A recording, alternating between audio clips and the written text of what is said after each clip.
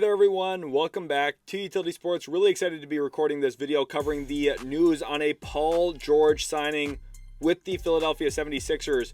Months ago, I talked about the 76ers as the sleeping giants in the NBA, a team that was destined to make big moves in free agency, and they finally strike here, landing Paul George, pulling him away from the Los Angeles Clippers, who they had just recently done business with, sending James Harden to LA, opening up their own long-term cap space by doing so, taking in only expiring contracts just to later steal Paul George away from Southern California. And it comes with an apparent 4-year, $212 million contract. That is the rumored expectation right now. That is what we expect it to be, a max contract or near it. And obviously one of the big sticking points for Paul George to not stay with the Clippers, LA was hesitant to give a 4-year extension, a 4-year contract to Paul George. Looking at what they did with Kawhi Leonard during the season, they gave him a 3-year contract worth roughly around $150 million, about $50 million a year. You contrast that to what Philadelphia is now willingly giving Paul George out on the market, $53 million per season, over 4 seasons. Paul George, who's well into his mid-30s, that is going to be a contract that might not age super gracefully. But one thing about Philadelphia right now, they're trying to push their chips in, and they're trying to get Joel Embiid to a spot he has never been, the Eastern Conference Finals and beyond. They want to put themselves in a spot to try and make a run to an NBA Finals. And once you get there, you never know what can happen. If they have everything break right for them, some injury luck along the way, if Joel Embiid finally stays healthy himself for a entire postseason, if Tyrese Maxey takes another meaningful step forward, which I think is very possible, Philadelphia could arguably be the team to beat in the Eastern Conference with a 3-headed monster of Joel Embiid, Tyrese Maxey, and Paul George. I think the trio fits together extremely smoothly. You think about the downhill speed, the quickness, the first step of Tyrese Maxey, the improved shot making, especially from deep off the dribble. The step back jumpers come along nicely as well. Joel Embiid is one of the best face-up players to ever play the game. He is just absolutely terrifying, anywhere between 10 and 15 feet away from the hoop, shooting free throws basically in live action. He is that good, that dominant with his face-up game, and obviously it's been a tough guy to cover, not only from just stopping him from scoring, but also stopping him from getting to the free throw line himself, drawing contact, getting to the line. Obviously, some fans don't like the way he plays, but you have to commend him for his ability to consistently put points up on the board. Just an extremely efficient offensive player and a really strong defensive player as well. And then Paul George fits nicely into that trio as a guy who can be a really, really solid catch and shoot guy. Extremely efficient. I think he shot over 65% effective field goal percentage wise on catch and shoot shots last year. So a player who doesn't need the basketball in his hands. You think about playing off of James Harden last year, Paul George had one of the most efficient seasons of his career alongside a guard like James Harden. Now, the gravity is going to be a little bit different in Philadelphia, playing with Embiid, who operates on different spots of the floor.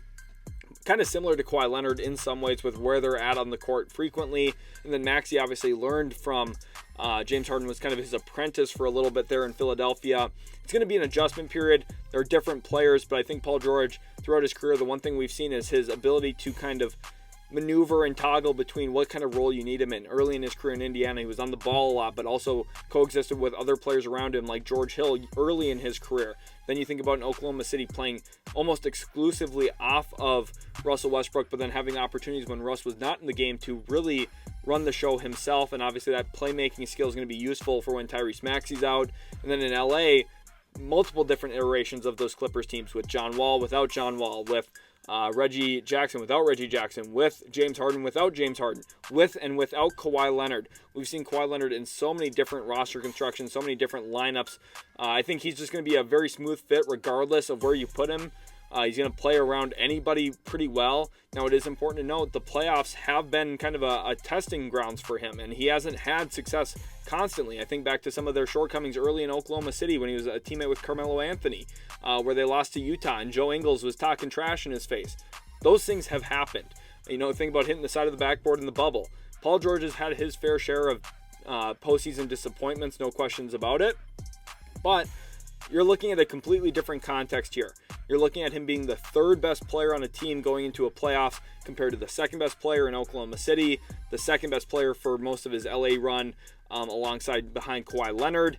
And yes, at one point he did elevate the Clippers to a conference finals, and you have to give him his flowers for that too, as a number one option.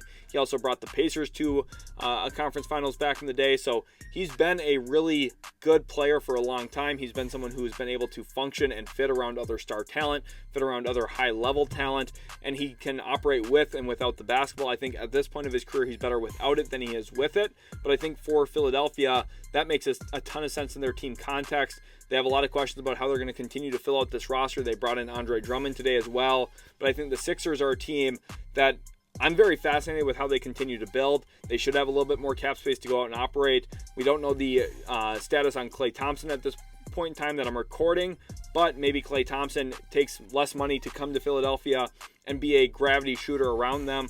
Worst case, you could always retain Buddy Hield, potentially keep him around. Who knows what's going to happen with Nick Batum? It sounds like he's not going to be back in Philly, but you never really know. Maybe he reconsiders things. Eric Gordon's now there as part of the Philadelphia Rockets 2.0. Think back to a couple of years when they had Harden, PJ Tucker, and Daniil House. Probably not going to see that many Rockets again in one place, but Eric Gordon there in Philadelphia does, I think, help some of that floor spacing a little bit too. He likes to shoot a ton of deep threes. At this point of his career, he's not that same player, but I think Philadelphia's in a fascinating spot. Paul George is obviously such a tantalizing talent, one that has had his playoff shortcomings, but has also had a long collection of fantastic moments throughout his long NBA career so far too. I think at Philadelphia, at least the one thing you can say for Daryl Morey is you went out swinging. If this doesn't work out long term, you can at least sell yourself on the fact that you made calculated decisions to operate with cap space. You walked away with a max level free agent, one of the highly sought after free agents this offseason, with Golden State looking for him. Clippers were trying to keep him. A bunch of teams were in on Paul George. The Magic had sniffed around it for a little bit, I know, as well. I think PG is going to be an awesome third fit, an awesome third wheel there in Philadelphia. Now, the question for me is, how do they continue to fill out this roster? What other moves do they have along the way? I really love the Jared McCain draft pick. I think the Adem Bona draft pick was really good too. Could Paul Reed be on the move? That's going to be a question too. Philadelphia has a lot of quality players, a lot of really solid players. I think my big question is what's next for the Philadelphia 76ers, but I think getting Paul George is step one of a really successful free agency for them, even though there's a lot of long-term risk here probably. 4 years, $212 million roughly. That's a lot of money, but for Paul George, it makes sense to try and win now around Joel Embiid, around Tyrese Maxey. So ultimately, I feel like Daryl Morey did what he had to do, brought in talent, and we'll see where it takes Philadelphia this next season.